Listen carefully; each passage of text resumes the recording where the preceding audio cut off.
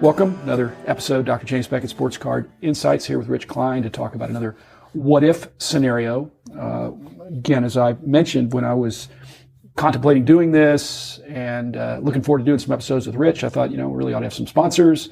So I contacted some individuals and entities in the industry that I knew that I thought would be quality sponsors. And I only really checked with 2 card shops, and those are the 2 we're going to talk about today. So they're charter sponsors, Rob Veras at Burbank Sports Cards, Mike Fruitman at Mike's Stadium Sports Cards. They do it a little bit differently. They're both excellent.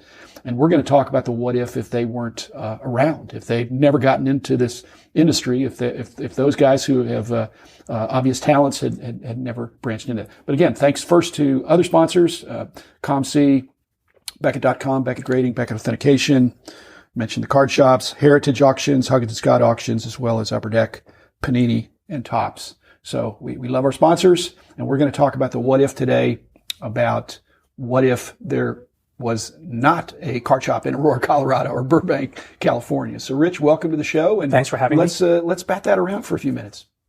What do you think? I would think Larry Fritsch, or what's now Larry Fritsch Cards in memoriam to Larry and Jeff, would still be the dominant way people got cards mail order, because nobody has ever replicated what Rob has done in terms of organization and the ability to pull an order. And Larry Fritsch, his ability to pull an order was to get a box. He had prepackaged lots for the most part. Okay. And that's what most people thought would be the only way to make money.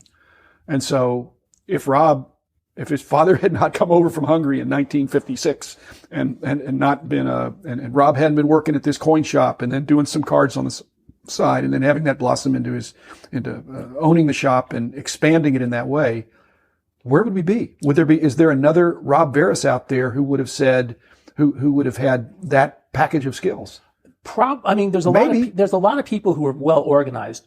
Rob was just a perfect storm of having good inventory, good employees for the most part, and also a good, his father is really, as you mentioned, Steve is a fascinating person. He comes from Hungary. He sets the tone. But he sets the tone like you're going, when he would come to the Beckett office, he would always complain about my desk. My desk wasn't very neat. And he'd always let me know in no uncertain terms, your desk should never look like that. Yeah. But he meant it in a good way. And now I always tell him, by the way, you need to see my desk in my office now.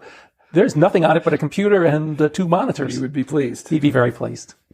But I think it'd be cool because... So somebody needed to do something like that, but Burbank was able to do it in a way that was cost effective, that the cards aren't extra expensive, that you have these huge shipping and handling or order pulling or order minimums.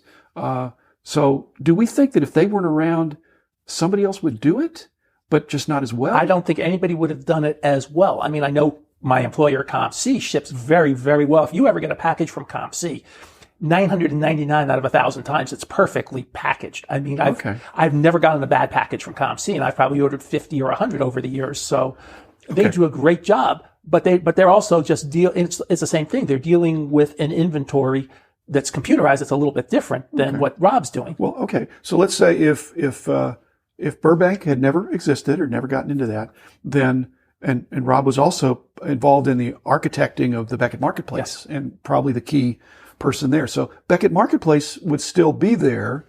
They would have lost their main flagship dealer, but there are others that are involved there too. Yes. And so the Beckett Marketplace would have taken up some of that slack, and ComC would have taken up some of that because ComC was not dependent on Burbank. Correct. Okay. What about Mike's Stadium Sports Cards? Coming at a different angle. There's other card shops out there. What do you think what would happen? Not just in Aurora, Colorado, but, I think that is an influential shop for others around the country. I had a collector come to me at Kyle Robertson's big 3-day show in Louisville, and he buys more cards from Mike Fruitman's Friday Night Singles Club than he does from any local dealers in DFW. And we have plenty of shows, plenty of good merchandise, plenty of things.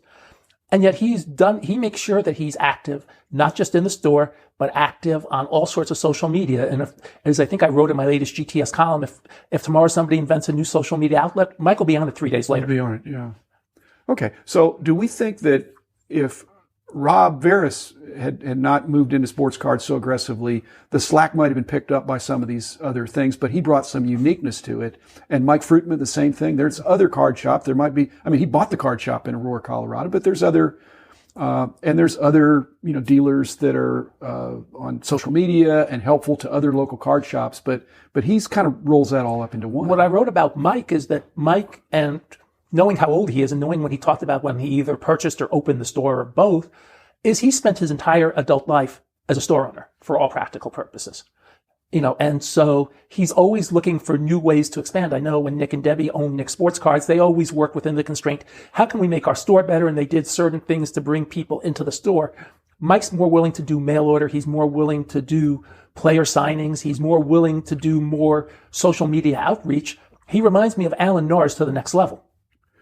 Well, that's high praise. And I think Mike would accept that. I mean, again, he was influenced by Al. In fact, he talks about when he went to the, I don't know that it was one of our summits, but it was back in the day, but there was maybe a Tops thing where they had Rob Veras come in and talk about the power of the internet. And then the second day was Alan Nars talking about the power of enthusiasm inside a card shop with pack wars and all that. So he puts that all together.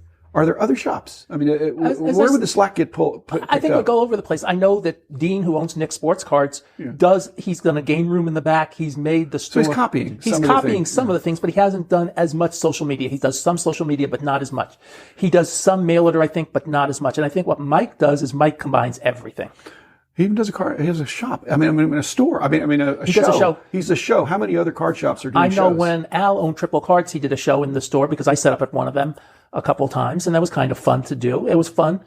It's fun if you have enough room in your store.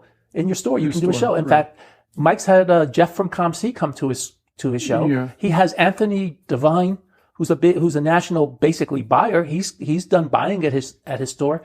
Mike's not afraid to think, okay, maybe so and so can draw some more people into my store. And the fact that he looks at a global good rather than just an individual good. Right. Both those guys, again, we're talking about them like they're here, but we're doing positive notes, but both of them bring their personality into it. So even if somebody else did Burbank Sports Cards or somebody else did Mike Stadium Sports Cards, that there's the personal touch that each one brings according to the gifts that they have.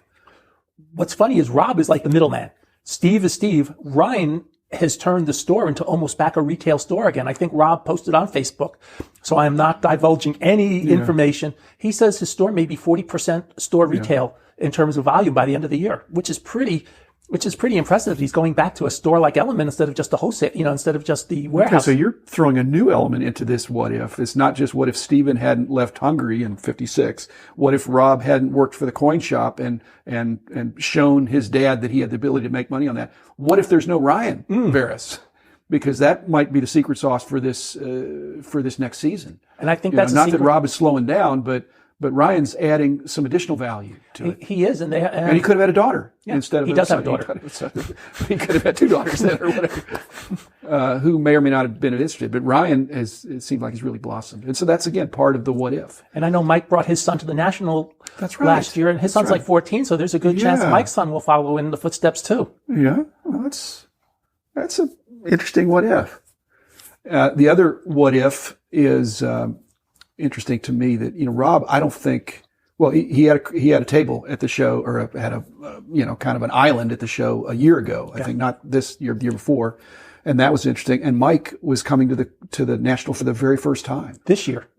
And so the influence that those guys have is interesting. I'm pleased that I picked those guys, and I'm pleased that those guys said yes, because I think they have interesting stories, but any other, again, who'd pick up the slack if they weren't there? I think it would be spread across. And I think whoever would pick it off, I think one of the most important things to say about both of them, and I know they're not here, but we both know them fairly well. They're both very professional. You do not hear very many complaints about business practices or anything like that. You do hear, sometimes there are complaints, but, nature of the business, especially when you're charging money for something, but you don't hear complaints that they did anything dishonest. And that's the whole. Do you hear jealousy or envy? I think there's a lot of that. And I think, when I talk about Mr. Mint, I think a lot of people didn't like Mr. Mint, Al Rosen, because they were jealous of his success. The fact that he was getting the cards and doing things with them. And you're saying less so with Rob and Mike. Maybe. I mean, it's again a personality difference, but what Mr. Mint was doing worked for him. Absolutely. And it worked for his friends too. And he was a charmer when he wanted to be. We'll do a tribute. We'll do a tribute because I him. actually sat next to him on an airplane coming back from the National for 3 straight years.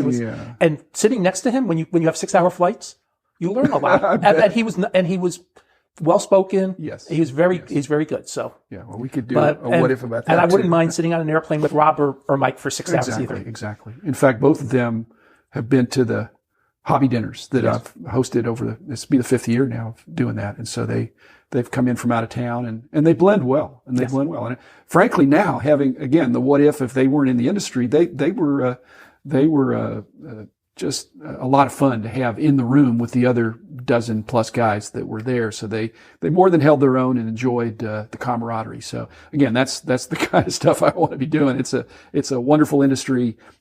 Those aren't the only couple of guys I'd miss if they weren't around, but they certainly represent 2 outstanding card shops and individuals that bring a little sunshine into our industry. Any other what ifs you got for those guys? I wonder if the Denver card market would be as strong as it was if Mike didn't have his story. Well, maybe. And you're not blaming Rob for the NFL consistently leaving LA area. I've read where the NFL really doesn't mind at times if the NFL, you know why? The ebb and flow? Not only that, but if there's no NFL team in LA, they can put any games they want there without having to worry about a home team. Yeah. Well, it's hard. Yeah, my parents used to live in that area. It's hard to get around. The freeways are tricky. Dallas is Denver, you got those mountains to worry about, but skiing is just right close by, so that'd be pleasing. So I guess that's a good what if. Again, if you've got a what if suggestion for a future episode, as I've said, I've got 1,000 episodes, so I've got 800 and some to go. And I'm enjoying responding, going back and forth with Rich, as well as responding to some of your questions. I've got future episodes scheduled that will allow us to deal with other what ifs, other then and nows, other tributes, other origin stories. But let us know what you'd like to hear more of. Just send an email or a voice recording to Dr. James Beckett at gmail.com.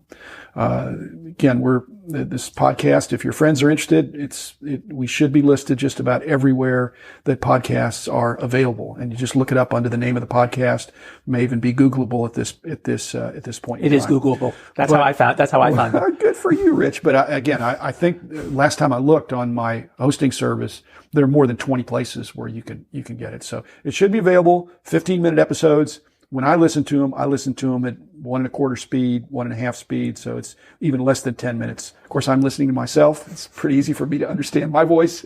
If you want to listen at regular speed, you're welcome to. So again, it's a great hobby. Podcasting's been a fun medium. Appreciate Rich, my friend, being here to bat these what ifs and other topics around. So thanks, Rich. Thanks, Jim. And thank you, listeners. Be back again tomorrow with another episode. The man